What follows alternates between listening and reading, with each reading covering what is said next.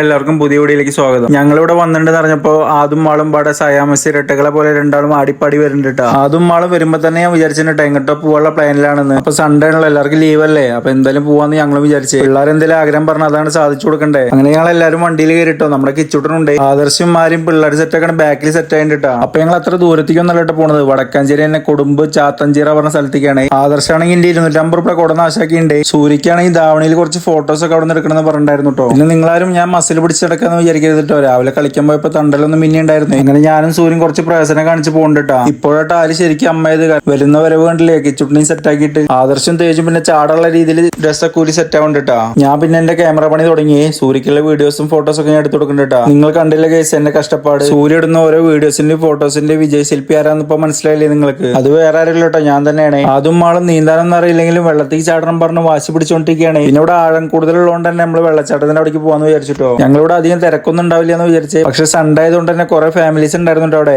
ആദർശം തേജും മാളും അതൊക്കെ വെള്ളത്തിൽ ചാടിയുണ്ട്. എന്തായാലും പിള്ളേരെ നല്ല ഹാപ്പി ആയിട്ടാ. അതും മാളും ഒരു വർഷത്തേക്കുള്ള കുളി ഒരുമിച്ച് കുളിക്കാന്ന് പറഞ്ഞിട്ട് ചാടിയിരിക്കട്ടോ വെള്ളത്തേക്ക്. പിന്നെ ആദർശാണെങ്കിൽ ഇതുവരെ വെള്ളം കാണാത്തവരെ പോലെ എന്തൊക്കെ കാട്ടി കൂട്ടുണ്ട്. പിന്നെ ചെറുതായിട്ട് മഴ ചാറി ഉണ്ടായിരുന്നു കേട്ടോ. അപ്പൊ ഞാൻ കുട്ടീനെ എടുത്തിട്ട് വണ്ടിയിലേക്ക് പോയിണ്ടായിരുന്നു. പിന്നാലെ അവര് ഓടി വരുന്നിട്ടോ വണ്ടിയിലേക്ക്. ആദർശം പിന്നെ ഫുൾ ഫ്രീ മൈൻഡ് ആയതുകൊണ്ട് പിന്നെ ഷട്ടൂരി നടക്കാനൊന്നും ഒരു മടിയില്ലാട്ടോ ആൾക്ക്. പിള്ളേരൊക്കെ അവനെ അതും പറഞ്ഞ് കളിയാക്കണേ. ഞാനും സൂര്യ ആരും വെള്ളത്തേക്ക് ഇറങ്ങിണ്ടായിരുന്നില്ല കേട്ടോ. അവരെല്ലാവരും നനഞ്ഞിട്ടാണല്ലോ നിൽക്കുന്നത്. അപ്പൊ തേജുവിനും മാളുവിനും ബാക്കിലിട്ട് പൂട്ടിട്ടാ. ഇങ്ങോട്ട് വരുമ്പോ പാന്റ് ഷർട്ട് ഷൂ ഒക്കെ ഇട്ട തേജു, അങ്ങോട്ട് പോകുമ്പോ ഇന്നർ വയർ മാത്രമേ ഉള്ളൂ. പിന്നെ ഞങ്ങളെല്ലാരും പാടെ അവിടെ നിന്ന് ഇറങ്ങിയിട്ടാ. പിന്നെ പോണ വഴിയിൽ ഒരു ചായക്കട കണ്ടു കേട്ടോ. എന്തായാലും തണുത്തിരിക്കില്ല എല്ലാവരും. അപ്പൊ ഒരു ചായ കുടിക്കാന്ന് വിചാരിച്ചു. ഞാനും അതും ഓർലിക്സ് ആയിട്ട് പറഞ്ഞു. ബാക്കി എല്ലാവരും സർവത്താണ് പറഞ്ഞത്. എല്ലാവരും പോലെ തന്നെ നമുക്കും ചെറിയ ട്രിപ്പ് ആണെങ്കിലും പോകുമ്പോ നല്ല ഉഷാറുണ്ടാവും കേട്ടോ. പക്ഷെ വരുമ്പോ ഉഷാറ് കാണില്ലേ. അങ്ങോട്ട് പോകുമ്പോ തുള്ളി കളിച്ചിരുന്ന ആദർശം ഇങ്ങോട്ട് വരുമ്പോ മറ്റേ സേഡായിട്ടാ കിടക്കണട്ടാ.